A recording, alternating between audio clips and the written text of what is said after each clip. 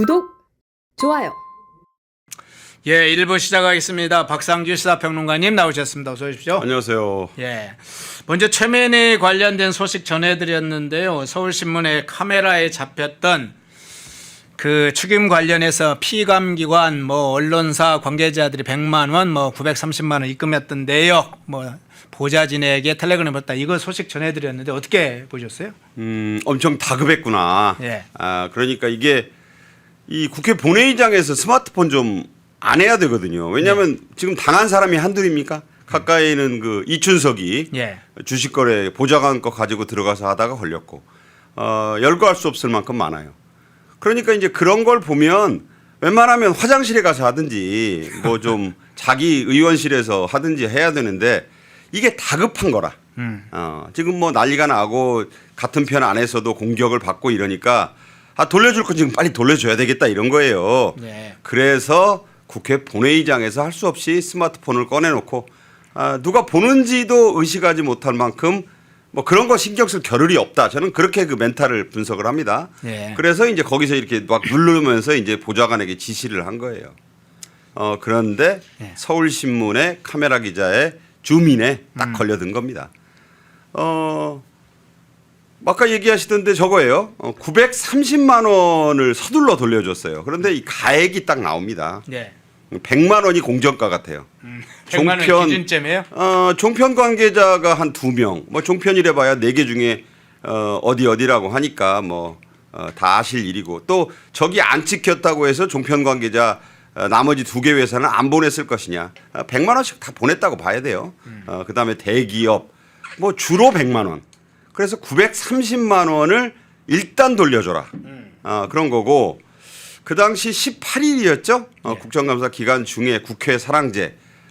저도 여야에 아는 그 분들이 좀 있어서 꼭 국회의원 아니더라도 결혼식에 몇 번 가봤습니다. 사랑제 결혼식. 그거 돈이 거의 안 들어요. 거기 야외에서 이렇게 돼 있고 출장업체, 뷔페업체 나오고 그야말로 비용은 거의 안 드는데 줄이 100m 이상 섰다는 게 지금 파다한 설이에요. 그러면 공정가 100만 원에 그 100명, 화환이 100개가 넘었고 줄 잡아 몇억 원은 그날 수금이 된 거라고 봐야 돼요. 상식에 속합니다. 그러니까 이거 당장 5만 원 기준인 그 김영란법에 다 위반이 되니까 일단 돌려줄 건 좀 돌려줘야 국민의힘의 공격은 둘째 치고라도 우선 민주당 안에서의 그 비판이라도 좀 어떻게 막아야 될 거 아니에요. 예. 그래서 최민희가 저렇게 급하게 보내준 것이다. 그러면 어디 100만 원짜리 뿐이겠어요.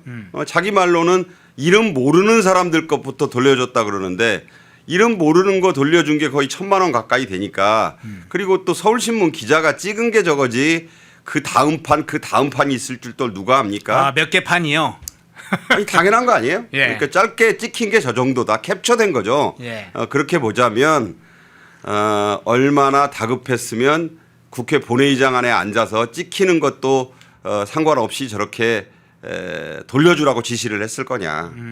그러니까 너무 말이 안 되는 게 많아요. 양자역학이 나와가지고 온 국민이 양자역학이 뭔가 사전에서 찾아보게 만들고 자기 딸 결혼식을 인터넷 보고 알았다. 참 이건 도대체 어디 누구 보고 믿으라고 해야 되는 거예요? 이런 말들. 엽기적인 말이다가 사실이면 엽기적인 집안이네요. 그러니까 본인도 자기가 그 말을 해놓고도 야 내가 좀 심했지라고 할 정도의 막말 대잔치를 지금 하고 있는 것이다.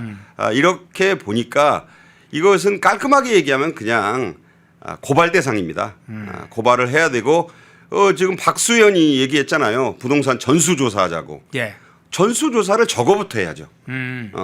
청첩장하고 그날 받은 거 요새 다 파일로 보좌관들이 깔끔하게 해놓습니다. 예. 그거 다 까야죠.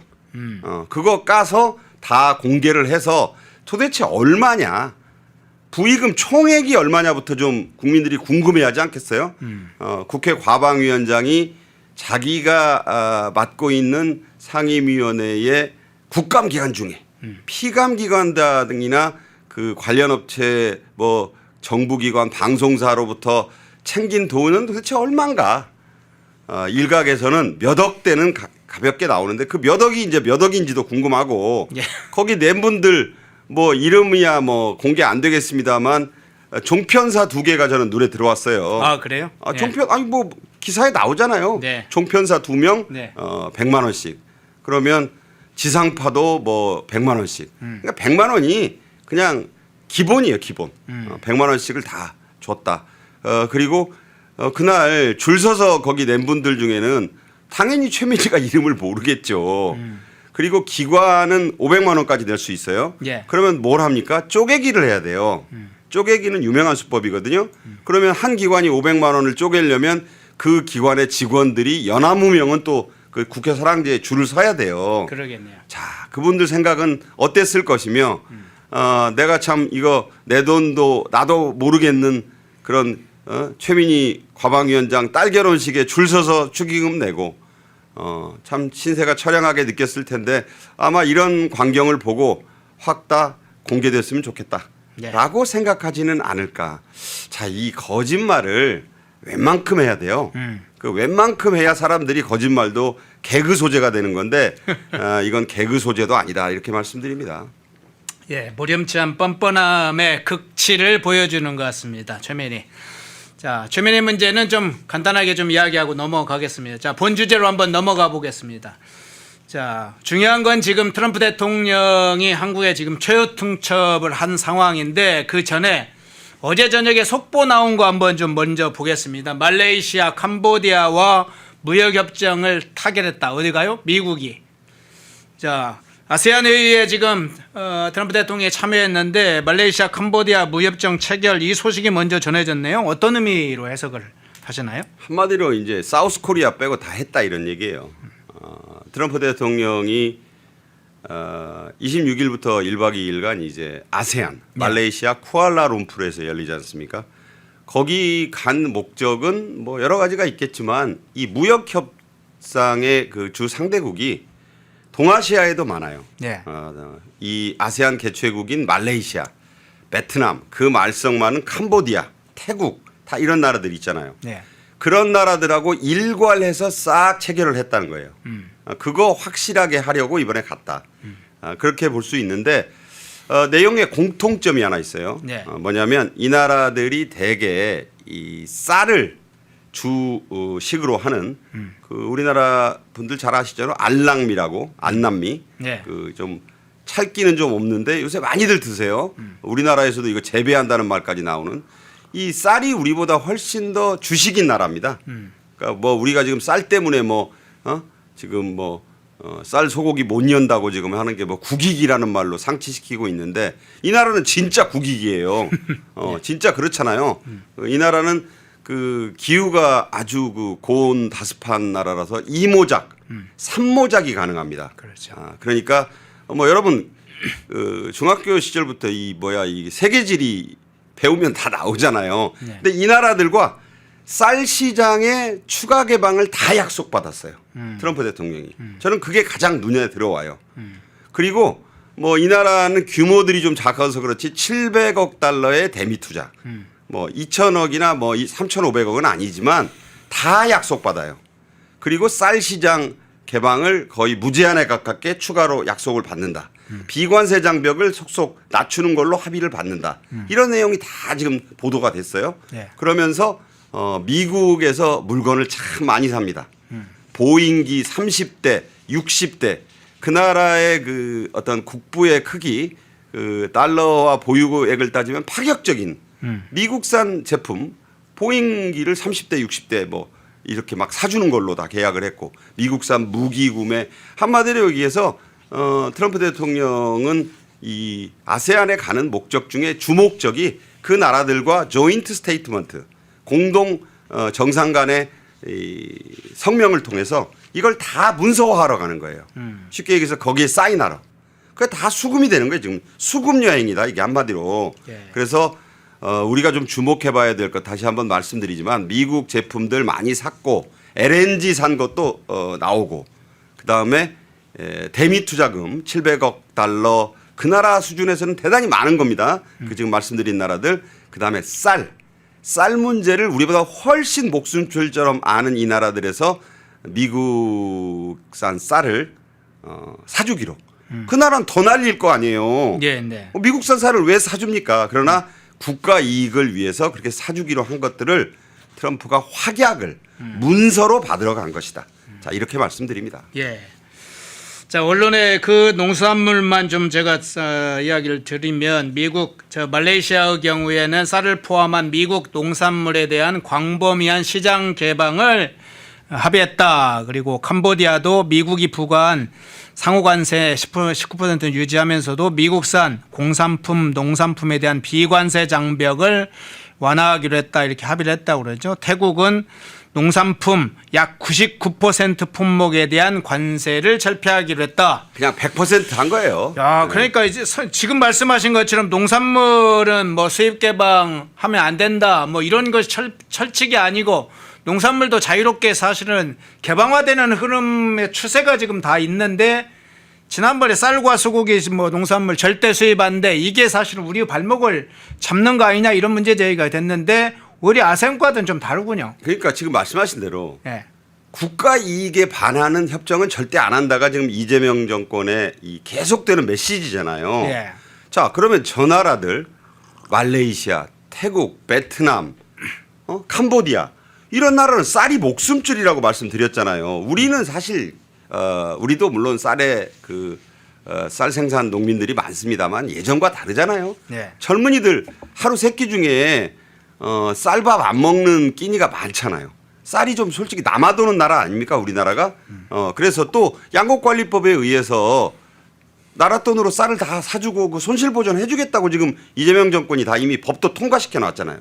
근데 뭐가 그렇게 국익이냐? 저런 나라들은 국익이 아니겠느냐?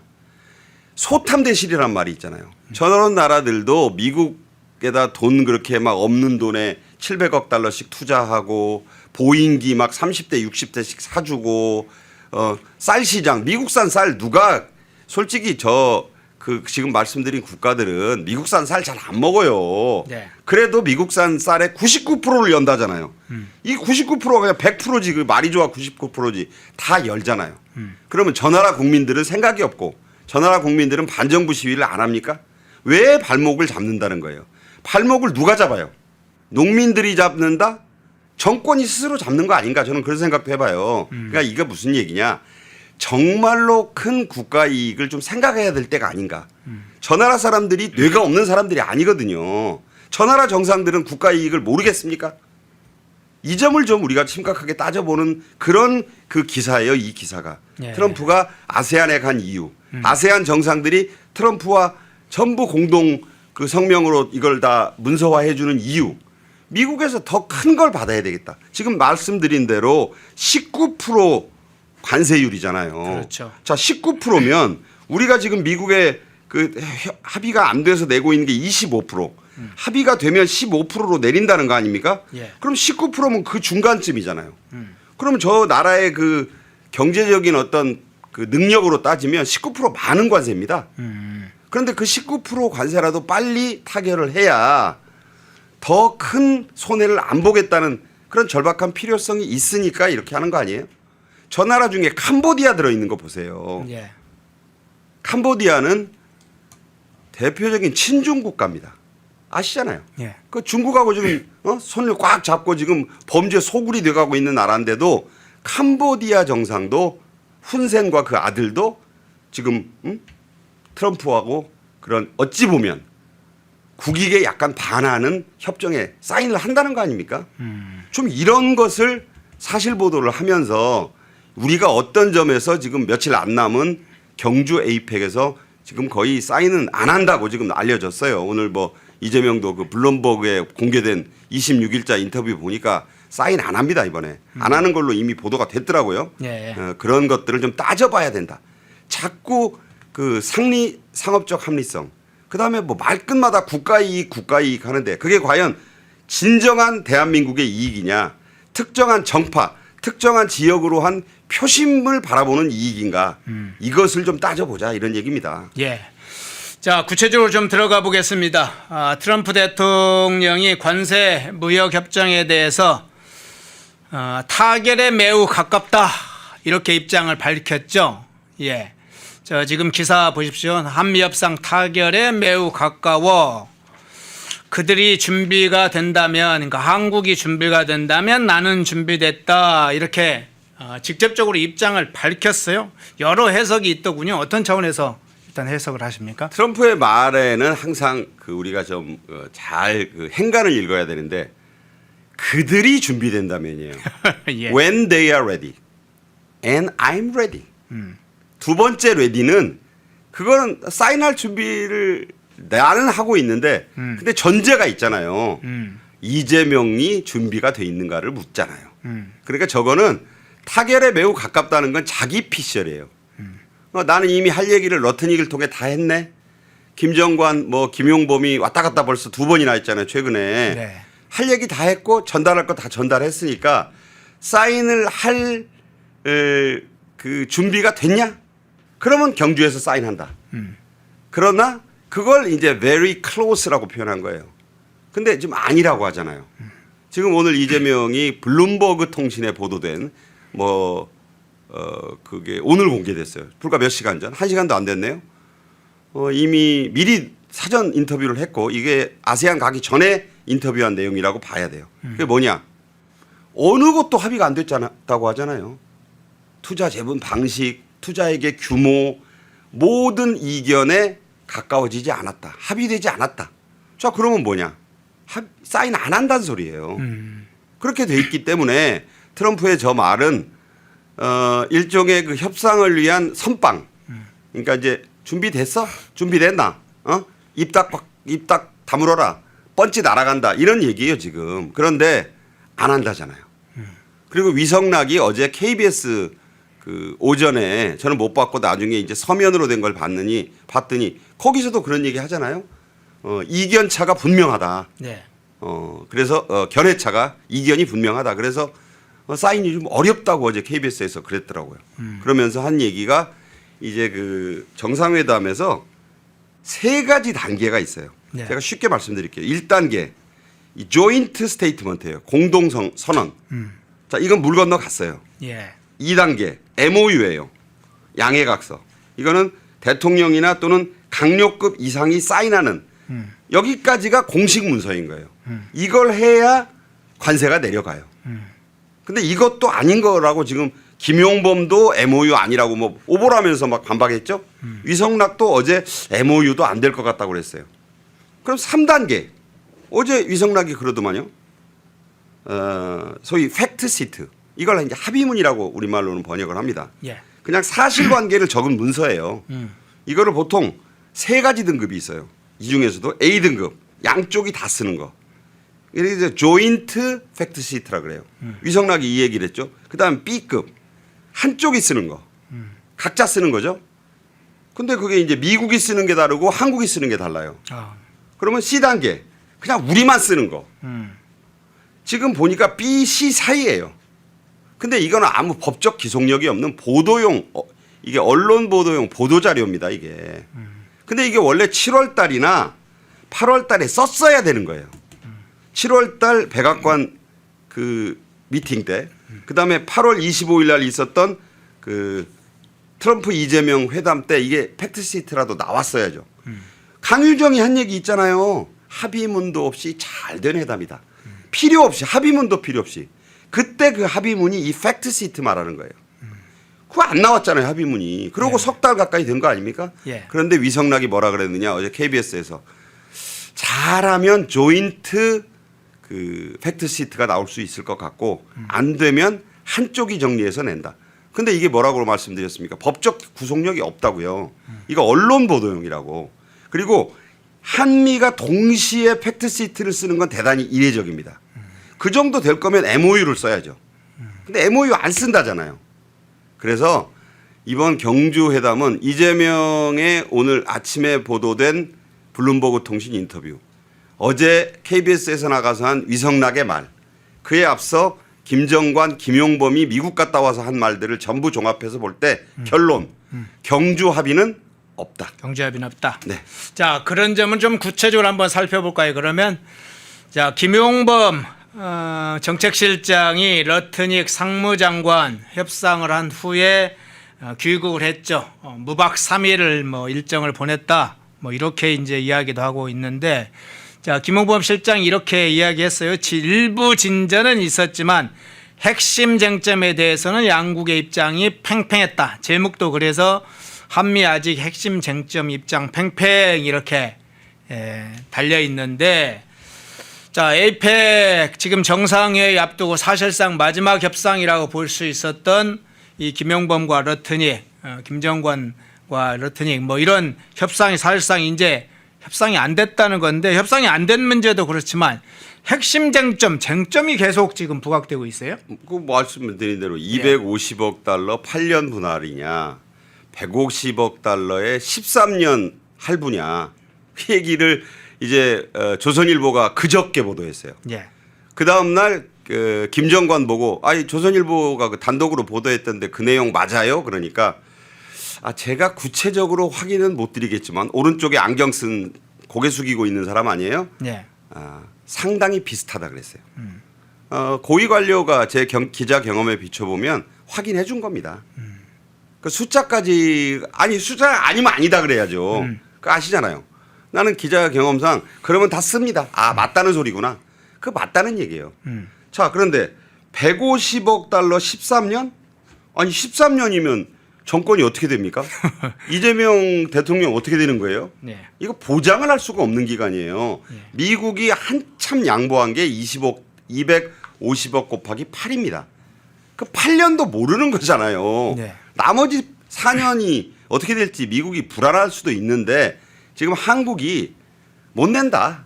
지금 쭉 뭐 소위 말해서 좀 속된 말로 배째라 하고 자빠질 판이니까 그렇게 하면 안 될 것 같아서 그러면 250억 달러 8년이라도 좀 하자. 그런데 그게 뭐야? 지금 김용범 말대로라면 그게 핵심 쟁점 중에 핵심 쟁점인 거예요.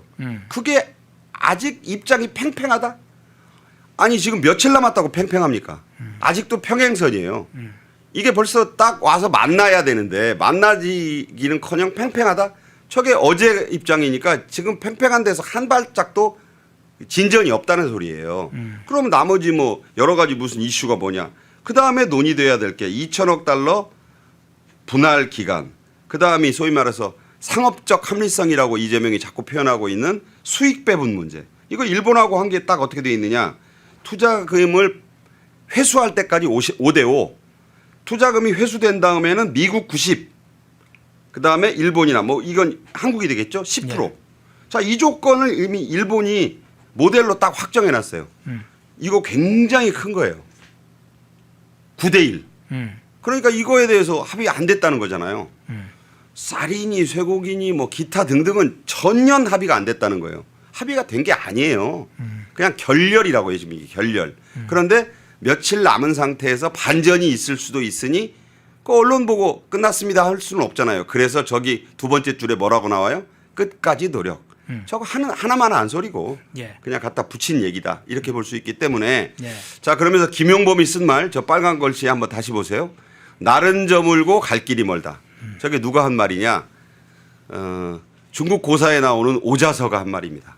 인생의 덧없음을 비유할 때 하는 말이 있죠. 일모도 원이다. 서산에 해는 기우는데 갈 길이 멀다. 자, 인생은 짧은데 할 일이 남았다는 뜻인데 지금 이건 뭐냐. 지금 며칠 안 남았는데 협상 타결은 안 될 것 같다는 표현을 그렇게 한 것입니다. 그렇군요. 자, 다른 장면 한번 보겠습니다. 앞서 이제 농산물 이야기를 조금 했는데 중국이 최근에 미국산 대두 수입을 사실상 중단을 했죠.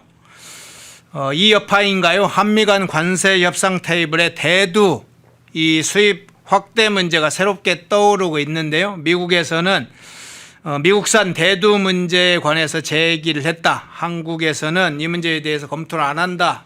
그런데 이 협상 과정에서 새로운 어떤 주제로 떠올랐다. 이렇게 지금 보도가 일부 나오고 있어요. 어떻게 보세요? 저 보도에 이어서 지금 가장 따끈따끈한 보도가 약 30분 전에 또 날아온 게 있어요. 그래요? 미국의 스콧 베센트 재무장관이 네. 미중 협상의 결과를 발표했습니다. 그렇죠. 그렇죠. 그게 네. 중요하죠. 왜냐하면 대두는 중국하고 미국 문제예요. 어떤 합의가 나왔냐. 미중 간에 11월 10일 날 끝나는 관세 이 휴전 이거 연장한다. 1번. 1년간 유예한다. 연장. 예. 그러니까 이제 휴전 연장이죠. 두 번째, 대두 중국이 사준다. 3. 희토류 중국의 수입 규제로 지금 문제가 된 거 있잖아요. 희토류 완화한다. 이것도 한 1년간 푼다. 지금 미중 합의가 극적인 타결의 국면으로 접어들고 있습니다. 예. 따라서 한국이 대두 좀 사주는 거는 이제 마이너한 얘기. 그래요? 안 큰 사줘도 주제가 아니에요, 이제? 당연히. 아니 메인들끼리 합의가 끝났는데 예. 저 뒤에 없을 때 이제 좀 도움을 받으려고 그것도 위성락 실장이 대두 얘기를 한 거고 그렇죠. 김용범은 그런 얘기 안 나왔다 그랬어요. 위성락은 이 협상에 그냥 담당자도 아니고 끌고 가는 사람들. 이거는 전적으로 김용범이 끌고 가는 거예요. 예. 위성락은 그냥 관찰자 입장이면서 동시에 조언자고 일종의 어떻게 보면 언론 브리핑을 핵심을 짚어서 해주는 그런 입장이기 때문에 콩 좀 사달라 한국 검토안에 관세협상 세뇌간 부상한 대두 구문이다. 이미 미국과 중국 간에 대두 문제를 비롯해서 희토리 문제 큰 틀의 미중 간 무역 협상이 물꼬를 텄다 지금. 그래서 지금 아연 분위기는 미중 간의 이 지금 경주 30일 회담 여기로 쏠리고 있어요. 경주는 지금 외신들의 관심은 트럼프 시진핑이 그날 만나서 진짜 사인을 완전히 그렇게 하느냐. 왜냐하면 며칠 남았잖아요. 그게 관심이 지금 모든 세계 언론의 관심은 그게 관심이지. 앞서서 이재명이 트럼프를 만나니 합의도 안 하는데 만나서 뭐 할 거예요. 경주가 완전히 지금 미중 간의 회담에 무대 빌려주는 우리 지금 무대만 빌려주고 우리는 지금 완전히 뒤로 빠지고 있는 그런 형국이 돼가고 있다. 네. 이렇게 말씀드립니다. 예. 자, 에이펙 정상회담 때 주로 이제 국가 간 정상들의 회담에 조금 주로 이제 주목을 하는데 다른 장면도 한번 좀 살펴보겠습니다. 러트닉 미 상무장관이 이 에이펙 정상회에 참석하는 걸로 알려졌는데 그중에 주목받는 게 29일 경주시에서 국내 주요 기업 총수들과 만남을 가질 예정이다. 만나질 것으로 알려져 있습니다. 자, 제목이 이렇게 떠 있어요. 러트닉 미 상무장관 한미 정상회담 당일 국내 그룹 총수들과 만찬을 한다. 이렇게 지금 떠 있는데 저거 어떤 의미로 해석을 해야 됩니까? 그러니까 이제 이재명과 만나서 네. 이 정상회담, 양자 정상회담을 통해서 할 게 거의 없어진 것이 분명해지고 있어요. 예. 물론 아직 아주 극히 낮은 확률로 반전의 가능성은 있습니다. 그러나 이미 할 말 다 하고 미국의 CNN하고도 그런 말 했고 블룸버그에다도 다 했고 이게 핵심 쟁점이 타결이 안 돼서 사인하기 어렵다라고 말해놓고 지금 아세안 가 있잖아요. 네네. 그럼 뭐가 달라질 게 없어요. 그럼 미국이 그럼 빈손 털려고 여기 오느냐? 아니겠죠. 그래서 러트닉이 오는데 러트닉이 누굴 만나러 오느냐? 지금 국내 재벌 총수들 만나러 온다는 거잖아요. 그리고 트럼프도 지금 중요시하는 게 그날 29일 날 오자마자 한다는 CEO 예, 서밋 아니에요. 예, 저 예. CEO 서밋 때문에 오는 거예요. 그러네요. 자, 그러면 트럼프는 이미 5대 총수하고 뭘 했습니까? 플로리다주 자신의 마러라고 골프장 리조트 인근에 있는 골프장에서 골프 회동했잖아요. 그러네요. 그다음에 100만 달러씩 참가비 받고 네. 또 투자 약속도 받고 네. 안면을 텄잖아요. 같이 라운딩은 안 했지만 밥 먹는데 돌아다니면서 사진도 찍고 했대요. 네네. 그러면 트럼프한테는 구면이 이미 된 거잖아요. 그런 상황에서 자 러트닉을 부른 이유는 자 이 사람들하고 각자 개별 기업들과는 미국이 지금 할 게 좀 있어요. 쉽게 얘기해서 좀 이따 얘기하겠습니다만 마스가 얘기도 좀 해야 되죠. 네. 한화 김동관 부회장이 있고 삼성중공업 오너인 지금 삼성의 좀 이재용 회장도 거기 있을 테니까 러트닉 보고 와서 지금 각계 그런 사람들하고는 진전시킬 게 있잖아요. 네네. 지금 정부 차원이 아니다. 그러니까 미국은 지금 기업들과 할 얘기가 지금 많아요. 네. 그러다 보니까 특히 정의선 회장 얘기를 좀 하자면 정의선 회장은 이미 그 골프 참가비 100만 달러만 낸 게 아니라 그 앞에 트럼프 대통령 취임식 때 자기는 참석도 안 하면서 그 취임식 기부금 100만 달러 또 냈잖아요. 네네. 그러니까 총수 중에 유일하게 200만 달러. 이거 작은 돈 아니죠. 우리 지금 시세로 25억 원을 이미 달러로 줬어요. 트럼프한테. 개인 주머니로 들어간 겁니다. 이거는. 자, 그렇다면 정의선 회장은 지금 이 관세가 지금 15%로 안 내려가면 올해만 현대기아차 7조 원 넘는 지금 관세 손실이 예상되잖아요. 네. 근데 이재명 정부에서는 조용히 좀 버텨라. 기다려라. 지금 이러고 하고 있는데 이게 기다릴 수 있는 성질의 것이 아니지 않습니까? 그렇다고 본다면 그 개별 회장들은 지금 마음이 다급하니까 어떻게든 그리고 트럼프가 이번에 와서 이재명과의 만남에는 별로 비중을 안 두고 있어요. 그 글로벌 CEO 그 서밋 여기에 지금 비즈니스 서밋에 지금 되게 몰입하고 있잖아요. 그 네. 이유는 개별 기업들한테는 가서 할 얘기도 있고 또 미국 공장에 투자를 좀 해라. 더 공장 지어라.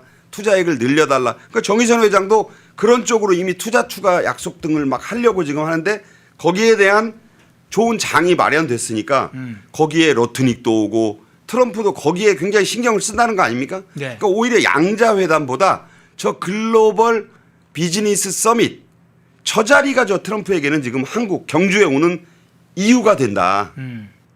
그러려고 지금 오는데 그 트럼프 혼자 만나면 또 그러니까 러트닉 보고 와서 이제 다 그 개별 기업들하고 그 합의되는 내용들 다 좀 챙겨라. 그렇게 부르는 것이다. 그런 거예요. 그러니까 이번에 트럼프가 경주에 오는 이유는 사실은 이재명과의 만남보다는 모든 판이 지금 5대 재벌 등 그 총수뿐만 아니라 다른 총수들도 많이 오잖아요. 예. 그런 기업들과 개별 비즈니스 그 상담 혹은 수주를 약속받으러 오는 것이다. 러트닉은 그것을 실무적으로 챙기기 위해서 오는 것이다. 이렇게 봐야 됩니다. 예. 자, 다른 당 장면 한번 보겠습니다. 앞서 이제 말씀하시다가 마침 마스크와 관련된 이야기도 했으니까 잠깐 그 장면 좀 살펴보겠습니다. 혹시 노트북 연결을 해 주시겠습니까? 중앙일보에 어제 나온 기사에 보니까 이 다카이치 신임 총리와 트럼프 대통령이 통화를 한 내역이 있잖아요. 통화를 했다는 사실 알려져 있잖아요. 예. 예. 그런데 여기에 조선업 분야의 협력각서와 관련된 이야기가 나왔는데 오늘 이제 트럼프 대통령이 오늘부터 29일까지 일본을 오늘 방문해서 29일까지 있는 걸로 알려졌는데 조선업 분야 협력각서와 관련된 부분을 벌써 체결을 조율하고 있다 이렇게 요미우리 신문이 보도를 했네요. 어떤 의미입니까? 굉장히 중요한 얘기죠. 예. 왜냐하면 다카이치 사나이는 아시다시피 여자 아베 예. 뭐 일본 그러니까 저 트럼프 대통령과 다카이치 사나의 일본 총리 간의 통화 내용 중에 이런 말이 나와요. 훌륭한 친구의 친구다. 다카이치 사나이 훌륭한 친구는 아베 신조 말하는 거고 그 아베 신조가 사실상 가장 아끼고 신임했던 정치인이 다카이치 사나의 현 총리예요. 예. 친구의 친구다. 훌륭한 친구다. 이렇게 얘기했고 다카이치 사나이 뭐라 그랬느냐? 트럼프 대통령 쾌활하고 즐거운 분이었다. 자, 아주 서로 간에 극찬들을 했고 자, 요미우리가 보도한 내용은 대단히 중요합니다. 저 제목으로 좀 얼굴과 제목으로 다시 갔으면 좋겠는데요. 예. 자, 뭐냐? 저 첫 통화에서 일본과 미국의 조선업 협력 양해각서 MOU를 체결한다는 거예요. 이건 대단히 중요한 의미가 있다. 뭐냐면 지금 이재명 정권이 계속 지금 뭐 이것저것 다 지금 퇴색하고 빛이 바래고 좀 어떻게 보면 영양가가 없어져 가는데 그래도 믿고 있는 게 그 마스가잖아요. 네. 미국이 한국의 이 조선업, 군함, 상선, 그다음에 MRO 여기에는 아쉬운 게 있을 거다. 지금 이거 하나 굳게 믿는 거 아니에요? 그렇죠. 그런데 다카이치 사나이와 트럼프의 통화에서 나온 얘기는 너희들 말고 우리에게는 너무나 좋은 대안이 있어. 한국 말고도 일본도 있다. 아주 일본의 좋은 일본의 조선업이 있다. 일본은 이건 딱 알려진 얘기인데 세계 조선업의 물량은 지금 한 60%를 중국이 갖고 있어요. 네, 예. 그러니까 물량은 중국이에요.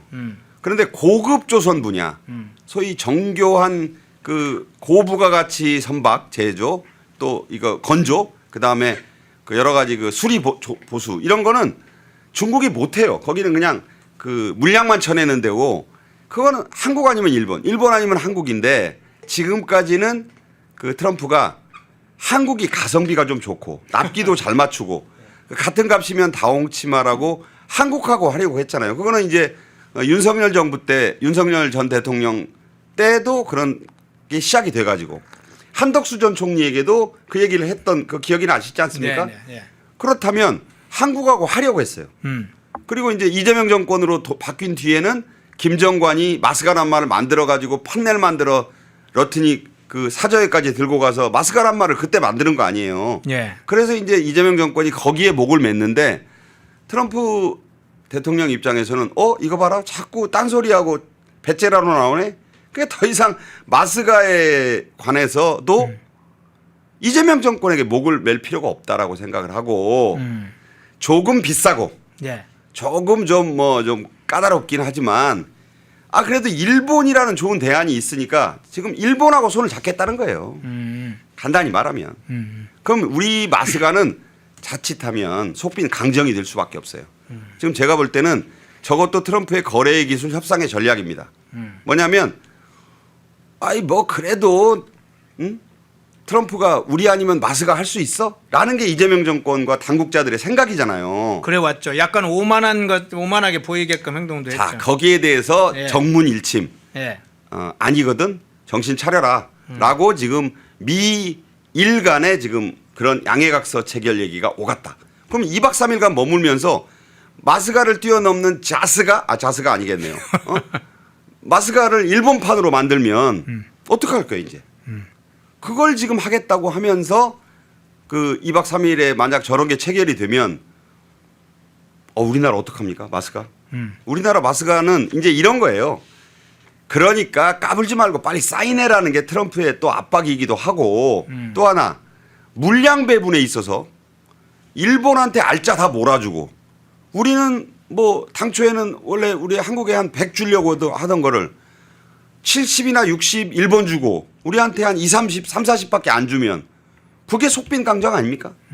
지금 그럴 판이까지 왔다. 그러니까 트럼프를 너무 만만하게 보는 거예요. 지금 이재명 정권이. 우리가 버티면 버텨지고, 여러 번 말씀드리지만 시간은 미국 편이다. 지금 수금이 되고 있잖아요. 관세는 따박따박 수금이 되고 있고, 우리는 관세를 내면서 버텨야 되는 입장. 지금 나온 것 중에 놀라운 얘기가 있어요. 환율이 지금 불안하잖아요. 예, 네. 증시는 올라가는데. 네. 지금 원래 이게 우리가 미국에 약속했던 3,500억 달러를 처음에 약속할 때의 원화 기준으로 487조 원이었대요. 예. 근데 이게 환율이 1,440원 이상으로 오르면 네. 우리 돈 얼마가 되느냐? 504조 원이 돼요. 환율 때문에. 이 차이가 얼마냐? 17조 원이에요. 앉아서 17조 원을 더 물게 생긴 거예요, 지금. 자, 이게 무슨 얘기냐면 미국은 아쉬울 게 전혀 없다는 거예요. 뭐 원화를 담보로 맡기고 하자면 원화로 17조 원을 더 내야 될 판이라니까?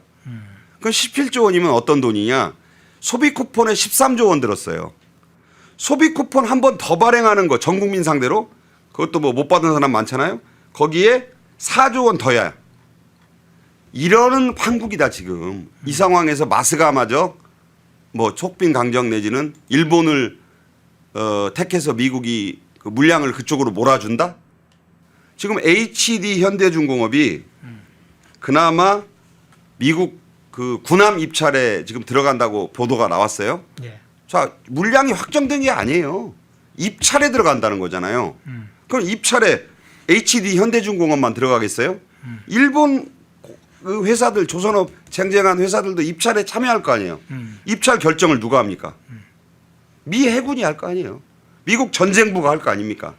나가서 트럼프 대통령이 할 거 아니에요. 예. 그거 HD 중공업, HD 현대중공업 준다는 보장이 있어요? 이렇게 말씀드립니다. 예. 자, 이 한미 관세 협상을 얘기하다 보니까 여파가 굉장히 크군요. 지금 아세 회의도 마찬가지고 아이펙 정상회의도 마찬가지고 향후에 미중 간 또 미국과 일본 간의 미일 간의 또 조선업, 또 미중 간의 대두 문제, 히토류 문제 여러 문제들이 지금 타결돼 가면서 한국 이재명 정부가 주장해왔던 나름대로의 경쟁력 이런 부분들이 다른 차원으로 또 이동할 수 있는 상황, 환율 여파가 미칠 영향 그런 부분까지 좀 살펴봤습니다. 좀 길어졌네요. 다른 이슈가 많아서 좀 그 부분을 좀 짧게 오늘 정리를 하겠습니다. 좀 부동산 이슈로 한번 좀 넘어가 볼게요. 네네. 예, 아무래도 지금 주말에 가장 큰 이슈가 문매를 맞았던 이상경 국토부 1차관 결국 금요일 밤 그 저녁에 그것도 사퇴를 하고 이재명이 15시간 만에 사유를 수용했다 이렇게 알렸는데 금요일 저녁 주말을 이용해서 사퇴하는 상황이 왔어요. 이 사퇴하는 상황 어떻게 평가를 하세요? 저걸 갖다가 올빼미 공시라 그래요. 네. 증권가에서는. 그 무슨 얘기냐? 금요일까지만 장이 열리잖아요. 네네. 근데 금요일 3시 반에 장 다 마감하고 공시를 불쑥 내요. 근데 그 공시가 뭐냐? 불리한 공시야. 그거 만약에 장중에 발표되면 주가 폭락하거나 안 좋으니까 일부러 그 공시를 금요일장이 끝나고 해요. 밤에 한다. 그래서 올빼미 공시라 그래요. 투자자들 입장에서 분통 터지죠. 이거 그날 장중에 했으면 팔았을 텐데. 자, 그 올빼미 공시 나오는 바람에 금요일 저녁, 토요일, 일요일까지 뭘 해야 됩니까? 열받잖아요. 예. 월요일 열리면 또 폭락할 텐데. 그걸 한 거죠. 금요일 밤 8시에 이상경이 언론에다가 보도되도록 했고 밤 10시에 이제 이게 사표 수리 여부가 결정이 난다고 이제 사표 받을 거다는 얘기가 대통령실에서 나와요. 예. 그러니까 여론이 악화되자 한밤 사퇴, 올빼미 공시했다. 일부 언론이 또 그렇게 지적을 하던데 그것도 그나마 한 군데 그렇게 보도하고 나머지는 그런 말도 안 하더라고요. 그래요? 그러니까 참 이 우리나라 언론이 지금 정상이 아니다 이 말씀을 드리면서 예. 자 이상경은 잘라냈어요. 저게 뭡니까? 꼬리 자르기죠. 이상경이랑 꼬리는 좀 아픈 꼬리긴 할 거예요. 왜냐하면 뭐 교수 시절부터 이재명의 부동산 책사, 뭐 멘토는 좋은 말이고 네. 부동산 책사였고 11호 부동산 대책을 뼈대를 다 잡은 사람이 이상경 아니에요? 네. 그런데 이제 그 소리 바로 일반 국민들은 지금 집 사지 말고 돈 못 얻다가 나중에 집값 떨어지면 사라. 열받잖아요. 그냥 들어도 열받잖아요. 근데 부인이 뭐 갭 투자를 해가지고 33억 원에 짜리 아파트를 샀는데 이게 지금 뭐 한 40억 원 한다면서요. 아니 저런 내로남불이라고 표현하기에도 뭐한 저런 뻔뻔한 자를 봤나. 지금 이러면서 민심이 폭발하니까 야 이거 안 되겠다 해가지고 이상경이라도 잘났잖아요. 그러니까 그 정도로 지금 부동산 문제를 이재명 정권도 또 민주당도 심각하게 본다. 지금 민주당은 더 심각한 것 같아요. 금요일 날 최고위원회의 토요일 날도 그렇고 정청래가 요즘 무건수건 수행하는 중 같다. 예. 스님 같다. 죄송합니다. 네. 뭐냐면 말을 안 해. 그 말 좋아하는 말하면 또 정청래 아니에요. 예. 아주 그냥 비유도 아주 그 찰지게 하고 부동산 비읍자도 안 꺼내. 아파트 소리도 안 해. 다른 사람들 보고도 절대 경거망동 특히 부동산 관련해서 함부로 말하지 말라. 요새 말하는 거는 수석 대변인 박수현밖에 없습니다. 그 박수현은 충청남도 공주가 지역구잖아요. 네네. 서울에 집이 없나 봐요. 그래서 누구를 타겟으로 삼습니까? 장동혁 국민의힘 대표를 타겟으로 삼아서 집이 4채라 그랬다가 또 금방 6채가 돼요. 그래서 저도 참 처음에 야, 이 장동혁 안 되겠네 그렇게 생각했어요. 집이 6채라잖아. 근데 이 내용을 뜯어보니까 참 기가 막혀요. 자 장동혁 대표만 물고 늘어지는데 저 장동혁 집 보니까 자 1번 서울 구로구에 자기가 서울에 이제 그 국민의힘 대표니까 살아야 되잖아요. 구로구 아파트 이거 공시지가 4억 8천인가 한대요. 근데 이거 한 채 이거는 이제 장동혁 부부 명의예요.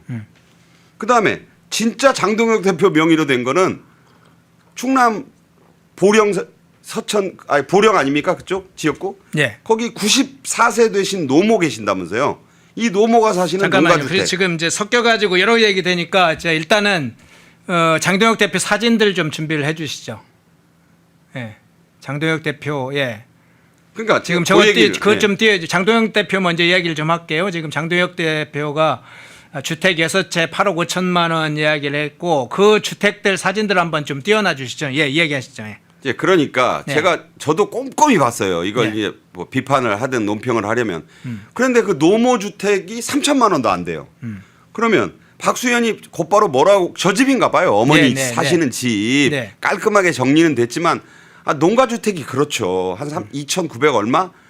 뭐 저게 눈 덮인 거죠. 94세 된 노모 그 효자 아들이 저렇게 밥하고 저 보세요. 저 집 얼마 하겠는가.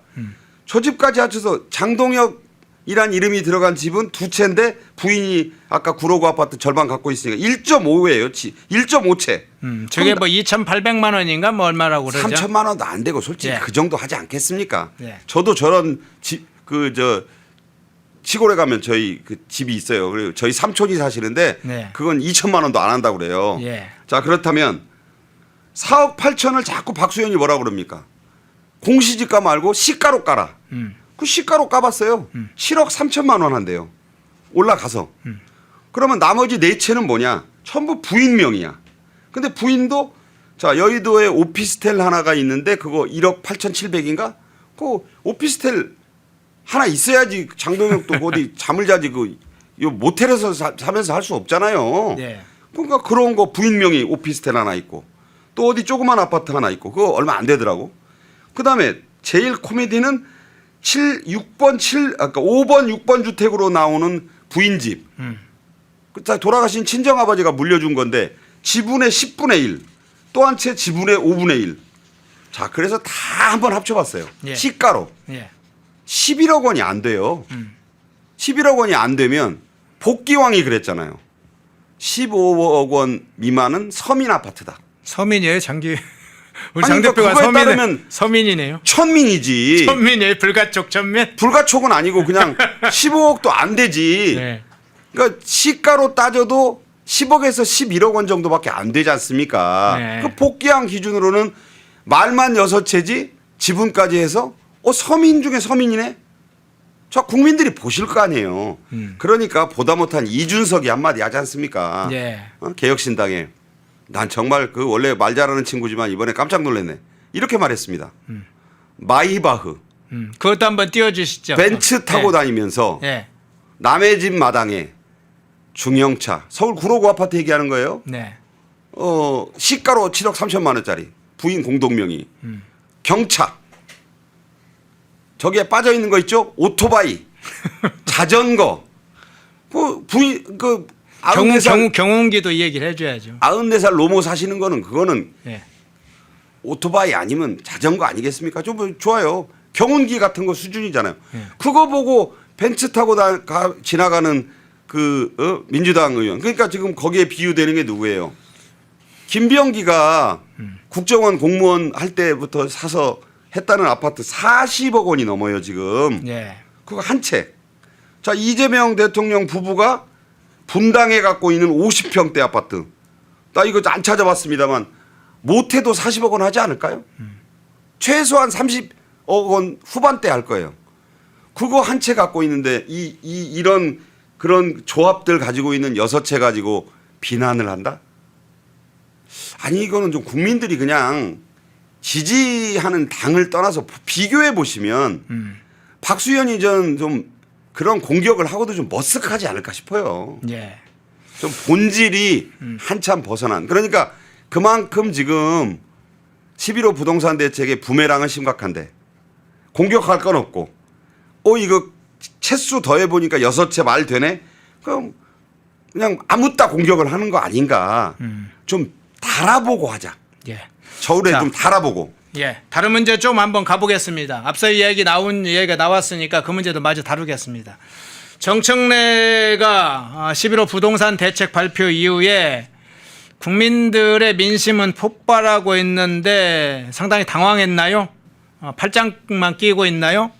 자, 부동산 부자도 안 꺼낸다고 그럽니다. 이 정청래뿐만 아닙니다. 김어준의 유튜브 방송에서도 이 부동산 관련 주제는 거의 다루지 않는다고 해요. 자, 정청래, 김어준의 수상한 침묵 또 수상한 합작이 부동산에서 이루어지고 있는 상황에 대한 지금 분석인데 저 어떻게 평가를 하세요? 그냥 자기들이 봐도 이게 이 말 꺼내면 다 실점할 것 같으니까 안 하는 거죠. 심지어 김어준은 휴가 내고 지금 방송 하루 이틀 쉬었대요. 뭐 할 얘기도 없고 또 부동산 얘기 안 하자니까 또 누가 부동산 얘기하면 입틀막만 할 수 없고 하니까 본인은 쉬었다 그러고. 네. 정청래는 그냥 미리 그 회의하기 전에 원래 최고위원회 하기 전에 자기들끼리 합을 맞춰요. 네. 그러면서 오늘 부동산 관련 멘트 없죠. 있으면 빼. 그러고 나가서 있을래니 기자들이 입이 근질근질 하잖아요. 네네. 아니 그 이상경 그 1차관 경질이 왜 밤중에 금요일 밤에 하셨어요라든가. 그리고 기자들도 제 후배들도 좀 물어볼 것 좀 물어봐야죠. 아니 얘기하지 말랬다고 얘기 안 하면 그게 기자입니까? 기자가요 쓸 기자에다가 놈자자를 써요. 쓰는 놈들인데 쓰려면 물어봐야 될 거 아니에요. 사실 기자의 본질은 물어보는 겁니다. 물어보는 직업이에요. 안 물어보고 안 쓰면 그게 기자예요? 그러니까 쓸 걸 안 쓰는데 그게 쓰는 놈의 역할을 못 하고 있다. 저는 그렇게 좀 우리 후배 기자들에게도 지적을 합니다. 예. 자, 다른 문제 하나 좀 살펴보겠습니다. 이게 이상경 국토부 1차관의 낙마, 그리고 부동산 3인방 또는 4인방에 관련된 재산 내역, 뭐 갭 투자, 또 재건축 딱지, 입주권이라고 하죠. 그 사실들이 막 터져 나오면서 또 다른 인물에게 튀고 있는데, 예. 자, 이찬진입니다.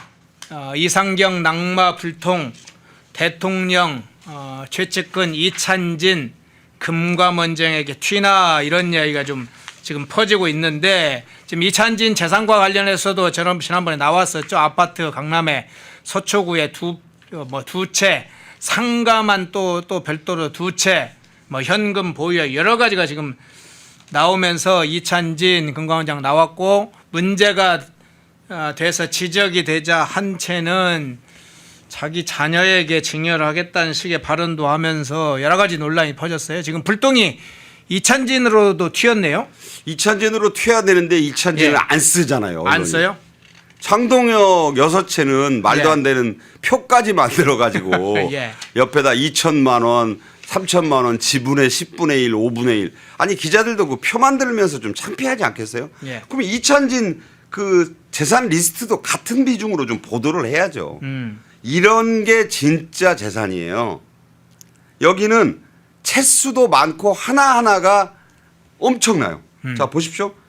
원래 공개해야 되는데 지금 불났다고 안 한다잖아요, 이것도. 예, 예. 참 기가 막힌 얘기지. 그런데 예. 자, 300억에서 400억 원 사이예요. 아까 6채라고 그것도 모아 긁어 모아서 나온 그 장동혁 대표의 국민의힘 대표의 재산이 공시지가 기준 8억 5천, 시가 기준 11억 원 미만. 자, 이런데 이찬진은 300억 원에서 400억 원 사이. 그럼 왜 100억 원 차이가 나느냐? 전부 공시지가로 하니까 공시지가로만 해도 300억, 시가로 하면 400억 원. 이런 사람은 왜 공직자입니까? 건물주 하지?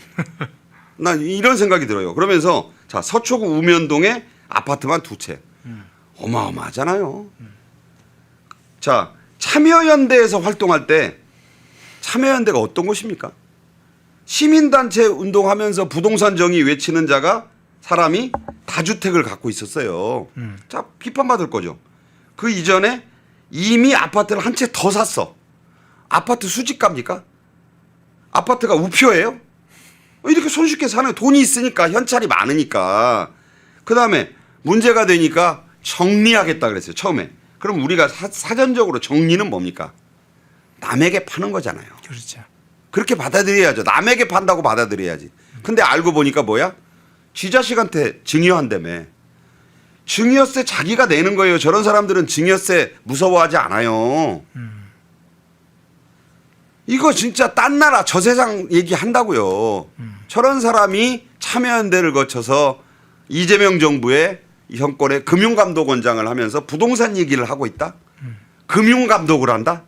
대출 가붕개들 가재붕어 개구리 대출 다 틀어막아 놓고 참 자기 자식한테 아파트가 두 채, 상가가 두 채. 저렇게 네 채가 진짜 백이지. 예. 아니 6채 합쳐가지고 11억도 안 되는 거예요. 참 불쌍해 죽겠더라고요. 난 이번에 보니까. 아니 오히려 난 이번에 장동혁 더 좀 격이 올라가는 것 같아. 아까 그런 거 보면 파자마 해진 파자마 입고. 아 노무하고 그 생활이요? 흑백 사진 보세요. 네네. 아까 그 사진도 한번 중간에 다시 한번 띄워주시죠. 벽에서 뭐 줄줄 흘러내리는데 앉아가지고 후라이팬에다가 그 LPG에서 나온 그 가스레인지에서 뭐 데펴드리는 장면이잖아요. 아, 눈물 나오려 그러는데 저 보세요. 예. 저거 LPG 가스라고. 시골 주택은 이 천장 높이가 낮아가지고 장동혁 대표 그 키가 별로 안 큰 사람인데 잘못하면 머리 닿게 생겼잖아요. 그러네요. 예. 3천만 원도 안 하는 집이 어디 있습니까 요새. 예. 저 뒤에 복조리도 있네요. 가슴 아픈 예. 가슴 아픈 사진이다. 저런 거는 저렇게 하는 사진은 저 연출 사진입니까 저거? 아닐 거 아니에요. 94세 노모에게 지금 뭔가 그 까만 비닐봉지에서 뭘 꺼서 계시는가요? 그거? 저거 밀감 아니면 귤 네. 아니면 군밤 고구마 아니겠어요? 저 눈물 나오려 그러더라고. 그런 걸 좀 공격하지 말았으면 좋겠어요. 아니 박수현도 최소한 양심이 있는 사람인데 저걸 다주택자라고 공격을 합니까? 이찬진이 다주택자예요. 강남 아파트 두 채, 금호동 아파트 상가 112제곱미터짜리 중구 오피스텔 상가. 왜 이렇게 상가가 많아? 수익성 부동산은 따져봐야죠. 수익성 부동산이 많아야 돼요. 돈 되는 부동산. 아니 장동혁 부동산 중에 돈 되는 게 어디 있어요? 이찬진이 건 전부 돈이야. 그중에 하나도 물려주면 저거 다 진짜 어마어마한 돈이에요. 아니 어떻게 공직자가 300, 400억 원어치 짜리 부동산을 갖고 자식에게 정리한다고 해놓고 자식에게 증여를 합니까? 좀 용어 좀 똑바로 썼으면 좋겠어요. 예. 그런 두루뭉술이한 국민들 현혹하는 용어는 좀 그만 써라. 정리는 남에게 파는 거다. 예. 자, 우리는 사실은 시장의 자율적 거래를 존중을 하죠. 주택이나 상가를 갖고 있는 것도 사적 소유권을 인정합니다. 문제는 이재명 정부는 다주택자들은 악마라고 이야기를 지금 하고 있어요. 상가도 많이 갖고 뭐 주택들 상가 권해가지고 악마라고 하면서 정작 이재명 정부의 고위 공직자들은 그러고 있는 이 내로남불의 현장을 짚는 겁니다. 사실은 뭐 합법적인 방식으로 주택을 두 채, 세 채 가져서 자녀들이나 부모들 살 수 있게 하는 거죠. 할 수 있죠.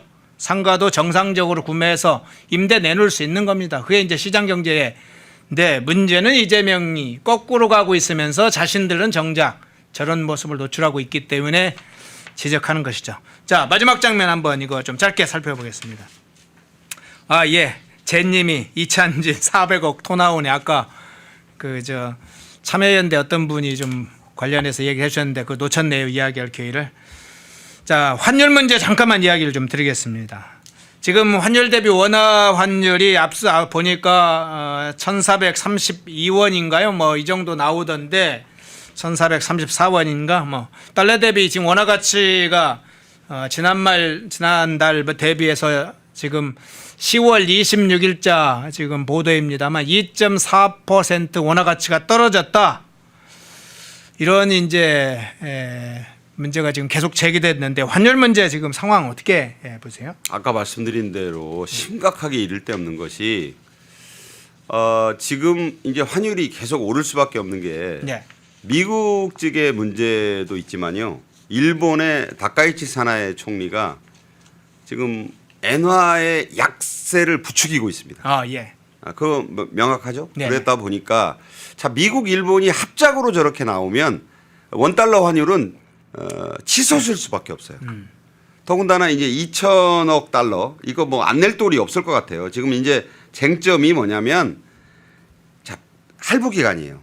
8년 할부냐 13년 할부냐. 근데 이거 어디 그 사이 어디쯤에서 타결이 되지 않겠나 싶어요. 네. 왜냐하면 이 트럼프도 마냥 그렇게 막 지금 이렇게 연기만 할 수는 없기 때문에. 그런데 이 돈이 사실 이창용 하는 총재도 얘기했습니다. 150억이 우리의 능력의 최대치다. 그런데 매년이요. 근데 이 액수가 빠져나가면 환율은 또 올라갈 수밖에 없어요. 그러니까 250억 달러를 내라는데 그 50억이 지금 100억에서 50억이 지금 그 소위 미국과 우리 간의 이견이에요. 근데 50억 달러예요. 줄여 잡아도 50억 달러를 더 빼나가면 큰일 납니다. 자, 그럼 100원달러 환율이 지금 1,400원대 중반에서 불안불안한데 그것만으로도 우리 돈으로 17조 원을 미국에 더 줘야 될 판이다. 기준 3,500억 달러 기준으로. 자, 그렇다면 이게 이제 일본까지 그렇게 나오면 달러 환율이 이게 지금 1,500억 돌파는 시간 문제라고 보고 있어요. 1,500원. 1,600원도 열어놓고 봐야 된다. 예. 참 증시가 4,000 코스피 4,000 올라간다고 좋아하는데 증시는요 지금 언제 빠져나와야 될지 모르는 불안한 국면으로 접어들었다고 봐요. 저도 증시 투자를 좀 해본 사람이지만 너나 할 것 없이 장바구니 들고 객장에 사람들이 보이기 시작하면 빠져나올 때라는 말이 있어요. 예. 지금 저는 그 국면으로 가고 있다고 보거든요. 증시는요 하루아침에 폭락할 수도 있어요. 그러니까 불안한데 그 시그널이 계속 환율에서 오고 있다. 자, 그렇다면 이 환율을 방치하지 않을 수 없는 게 저게 우리 힘으로 되는 게 아니잖아요. 예. 외국인들이 지금은 아직은 한국 증시가 저평가돼 있다고 하고 일각에서는 차이나머니가 지금 계속 그 투기적 수요로 우리나라 기업 지분율 높이려고 들어와 있다. 물론 구체적으로 확인은 안 됐습니다. 네. 하지만 계속 이 얘기도 나오잖아요. 왜냐하면 계속 증시가 오르는 게 지금 우리 한국의 그 증시 투자자들만으로는 이게 안 되는 얘기다. 외국인 투자자. 그다음에 미국인들만으로 될까? 유럽 애들만으로 될까? 중국 얘기가 그래서 끊임없이 나오는 거예요. 근데 이 사람들이 손을 털 시점이 있잖아요. 그게 바로 저 달러 환율하고도 밀접하게 연관돼 있다. 매우 불안한 국면이다. 지금 근데 이재명 정권은 증시 오르는 것밖에 업적을 내세울 게 없어요. 그러니까 증시 부양을 계속 규제도 완화하고 물론 증시 오르는 것 자체를 비판할 생각은 없어요. 증시가 올라서 우리 기업들이 많은 돈을 증시를 통해 확보하는 것은 저도 뭐 경영학을 전공했습니다만 자연스러운 현금 흐름이에요. 그러나 너무 과열되는 건 문제가 있다. 그런 그 불안한 시그널은 지금 환율에서 계속 오고 있다. 미국에다 지금 계속 돈을 내야 될 판이잖아요. 예. 자, 이게 모두 맞물려 돌아가고 있다. 한국은행 총재는 우리나라 달러 금고의 이 노란불, 빨간불을 지금 계속 얘기하고 있어요. 이거 대단히 조심해야 된다. 지금 이거 외국에 그 지금 나가 있는 유학생, 뭐 유학생도 요새 별로 없다고 합니다만, 이 우리나라 화폐는 다시 한번 말씀드리지만 태환 화폐가 아닙니다. 원화는요 한국 국경을 벗어나면 좀 심하게 얘기하면 돈이 아니에요. 예. 이 달러 이거 굉장히 우리가 아껴야 되는 부분이고 이것이야말로 국익이다. 여러분 조심하셔야 됩니다. 예.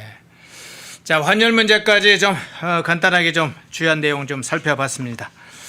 자, 우리 닥쳐 있는 대내의 상황, 뭐 대내적인 상황도 문제지만 닥쳐오는 지금 대외적인 부분이 굉장히 많이 강하게 지금 작동하고 있는 상황이기 때문에 그러다 보니까 관세 협상이라든가 미일 문제들도 함께 좀 살펴보고 환율 문제까지도 좀 살펴봤습니다.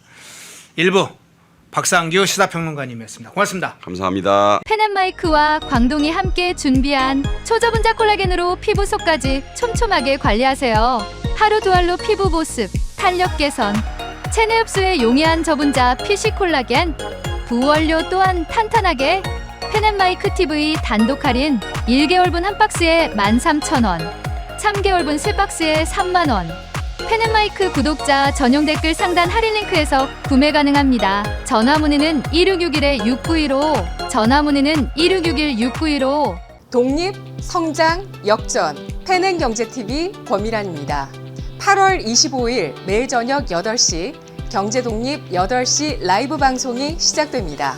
대형주 블루칩 발굴 전문가 이정호 멘토, 테마 선점 전문가 이주호 멘토, 글로벌 자산 배분 투자 전문가 문서진 멘토, 삼박자 매매 월드바겐헌트 송동현 멘토, 실전 초고수들과 함께 만들겠습니다. 여러분의 투자 라이프를 180도 바꿔줄 경제 라이브, 경제독립 8시 매일 밤 8시에 뵙겠습니다. 펜앤마이크에서 추천하는 영상도 보고 가세요. 다른 영상도 즐기시려면 구독 버튼을 꼭 눌러주세요.